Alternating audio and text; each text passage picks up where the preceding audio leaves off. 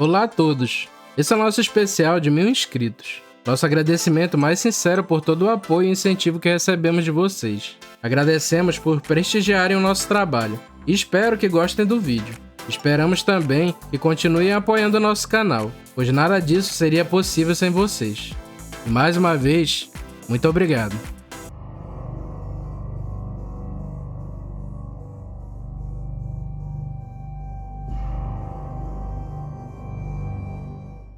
Meu avô, em sua juventude, trabalhou como marreteiro e me contou várias histórias. Ele passou por várias cidades, conhecendo muitas pessoas, passando por inúmeras situações, das quais até pensou que perderia sua vida.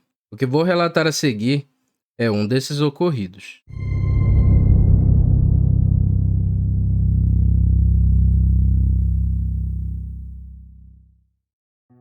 Meu nome é Sebastião.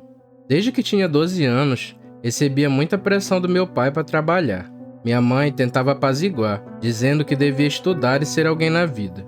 Mas meu pai discordava. Ele dizia que filho de pobre não devia estudar, e isso era coisa de gente rica. E por sorte, aprendi a ler e escrever antes que ele me tirasse da escola.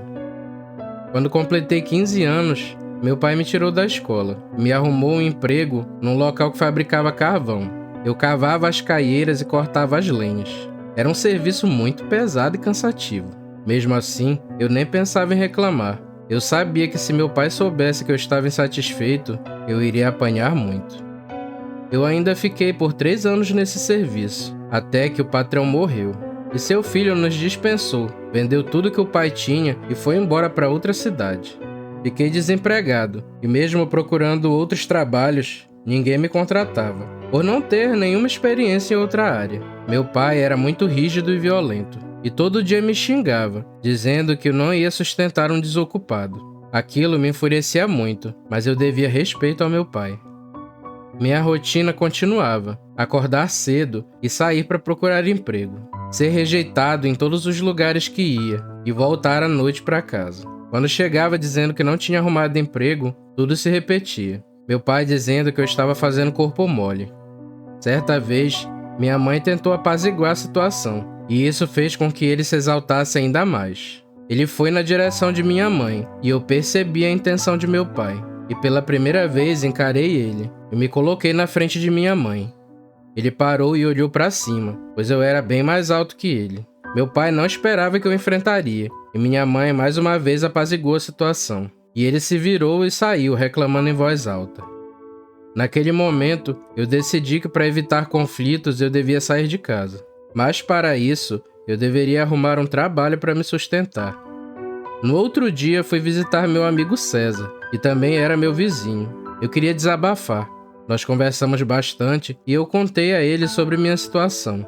Assim que terminei de contar tudo, percebi que seu Floriano, pai de César, estava sentado ouvindo tudo. Ele se aproximou e disse que tinha uma proposta para mim, e que talvez isso resolvesse os meus problemas. Seu Floriano e César eram marreteiros, que nada mais eram do que vendedores viajantes, e iam de cidade em cidade vendendo e trocando mercadorias. Seu Floriano então disse que, infelizmente, ele não poderia mais acompanhar César nas viagens, devido a um grave problema de coluna. Ele visitou um médico, e foi advertido que se continuasse carregando peso, ficaria sem andar. Ele prosseguiu dizendo que essa era uma profissão muito perigosa, mas que rendia bons frutos. César já sabia como tudo funcionava, mas era muito perigoso que ele viajasse sozinho, e seu Floriano estava procurando alguém para substituí-lo e acompanhar o seu filho.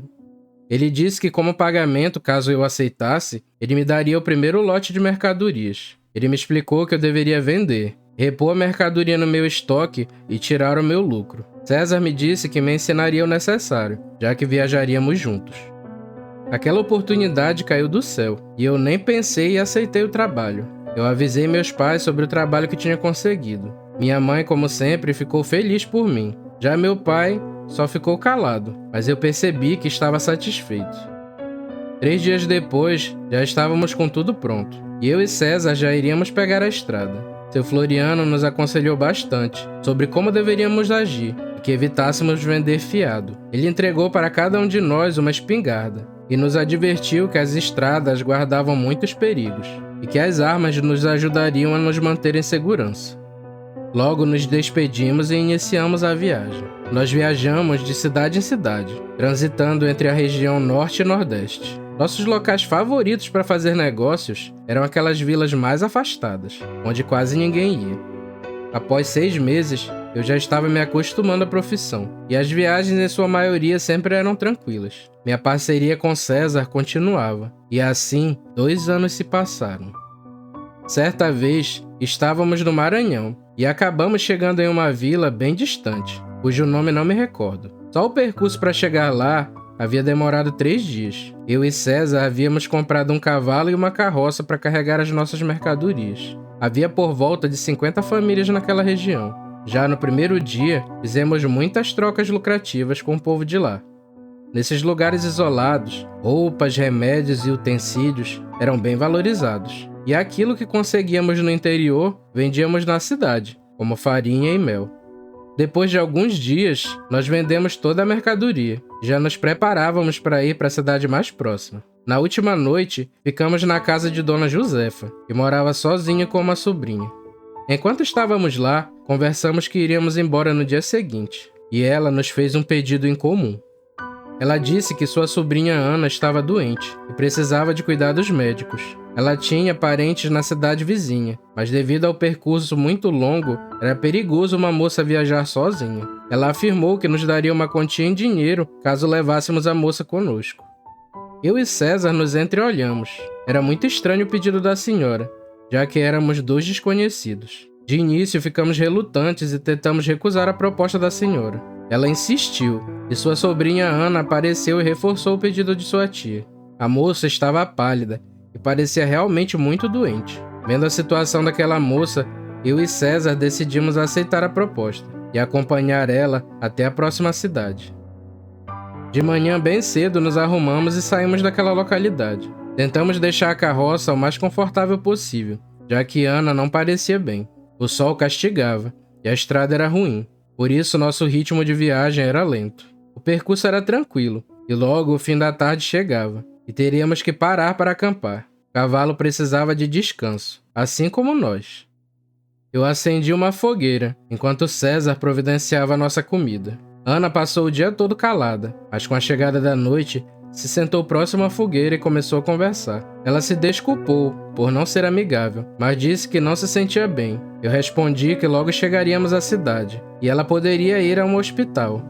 Conversamos e logo após o jantar, nos preparamos para dormir. César ficaria com a primeira vigília, pois nunca dormíamos os 2 de uma vez, e depois da meia-noite, eu ficaria em seu lugar.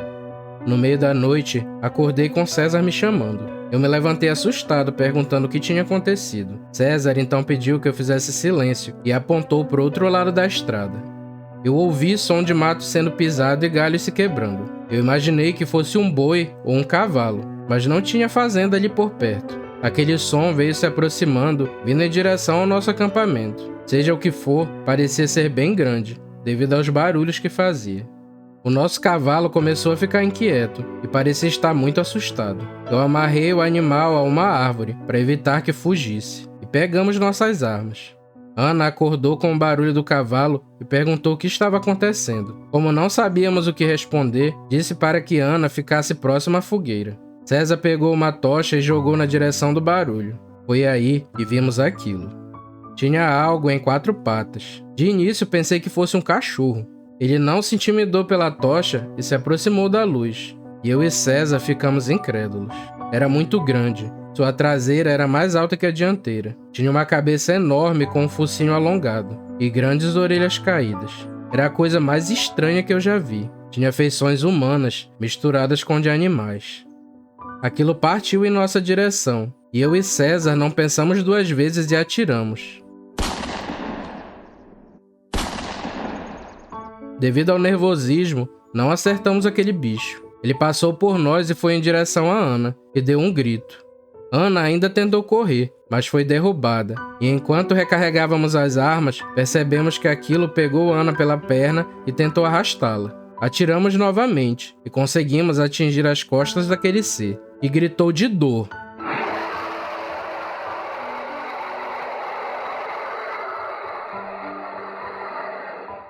soltou Ana e se embrenhou na mata. Assim que aquilo foi embora, alimentamos a fogueira para iluminar melhor o local. Ana chorava muito e estava com parte da roupa rasgada. Aquilo não se aproximou novamente, mas eu e César escutamos ele andando pela mata, ao redor do acampamento, e aquilo continuou a noite toda. Quando o dia estava amanhecendo, os barulhos pararam, e assim que clareou, não tinha nem vestígio daquele bicho. Um tempo depois, César me chamou e disse que viu uma barriga saliente em Ana, e achava que ela estava grávida. Nós terminamos de pegar nossas coisas e seguimos viagem. Não demorou muito tempo e César questionou se Ana estava grávida. Ela começou a chorar e confessou que estava esperando um bebê. César continuou dizendo que estava desconfiado, já que sua tia insistiu tanto para que ela saísse daquela vila. Eu cortei o assunto e perguntei a César se ele sabia que bicho era aquele. César disse que enquanto viajava com seu pai, ouviu histórias de tal criatura, que atacava mulheres grávidas e crianças que não eram batizadas. Ele nunca tinha levado esses contos a sério, mas que vendo aquela criatura na noite passada, ele tinha quase certeza que aquilo era um lobisomem. Após isso, Ana nos contou sua história. Ela disse que havia se envolvido com um homem casado chamado Roberto, que vive na mesma vila que ela. Por ingenuidade, acabou se entregando, acreditando em falsas promessas de amor. Porém, assim que ela contou a Roberto que estava grávida, ele ordenou que ela tirasse o bebê, e sua esposa não podia saber dessa história, e que caso ela pensasse em prosseguir com a gravidez, ameaçou que iria matar ela. E após Ana contar tudo à sua tia, tomaram a decisão que ela devia ir embora da vila e ter o bebê longe dali. César estava sério, e ele disse que deveríamos nos preparar, e provavelmente o lobisomem voltaria e viria atrás de Ana. Nós estávamos na metade do percurso, e teríamos que acampar por mais uma noite. Logo, o fim da tarde se aproximava, e o cavalo começou a mostrar sinais de cansaço. Eu sugeri a César que deveríamos continuar, mas ele retrucou, dizendo que seria pior enfrentar aquilo na escuridão. Resolvemos parar num descampado, na beira da estrada, e César me pediu para acender 4 fogueiras ao redor do acampamento, e aquilo aumentou bastante nosso campo de visão. Ficamos atentos, esperando caso algo acontecesse. Já era madrugada e nada tinha acontecido. Devido ao cansaço e seu estado frágil, Ana dormiu, enquanto eu e César não pregamos o olho. Comecei a pensar que aquele bicho não voltaria mais. Foi então que um berro muito alto cortou o silêncio.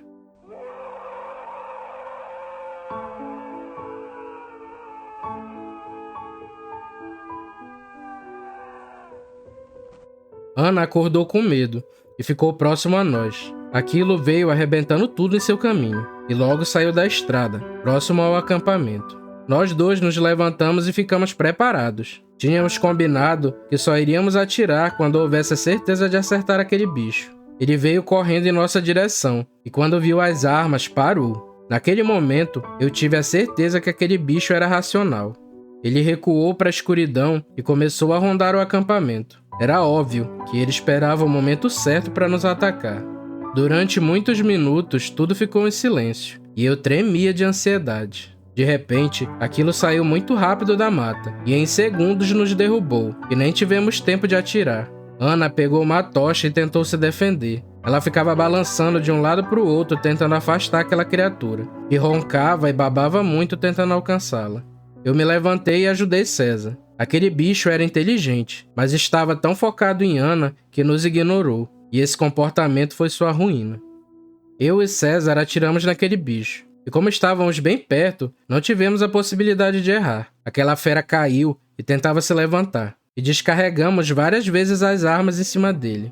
Tinha uma resistência impressionante, pois as nossas balas acabaram e mesmo assim ele respirava. Ana correu para perto de nós, e aquele bicho ainda agonizou por vários minutos, até que parou de se mover de vez. Logo, os primeiros raios de sol começaram a aparecer, e o corpo daquela criatura começou a convulsionar. Eu e César nos aproximamos com facões, e caso aquilo tentasse se levantar, iríamos atacar aquilo cortando-o em pedaços. Porém, o que ocorreu nos surpreendeu. Aquele animal enorme diminuiu de tamanho. Suas patas se tornaram membros humanos. Seu pelo todo caiu, e só restou um homem pelado. Ana gritou e acabou caindo chorando, desesperada. Corremos até ela perguntando o que tinha acontecido, Então ela nos disse que aquele era Roberto, o homem que havia ameaçado de tirar sua vida, e o pai de seu bebê. Após os ânimos se acalmarem, eu e César cavamos uma cova e enterramos aquele homem. Seguimos viagem, e no fim da tarde, graças a Deus, chegamos à cidade. Levamos Ana até a casa de seus parentes. Ela nos agradeceu muito, e logo nos despedimos. Eu e César seguimos nosso caminho, e esse ocorrido ficou gravado em nossas memórias. Viajamos ainda por muitos lugares, e infelizmente, essa não foi a última vez que nos deparamos com o sobrenatural.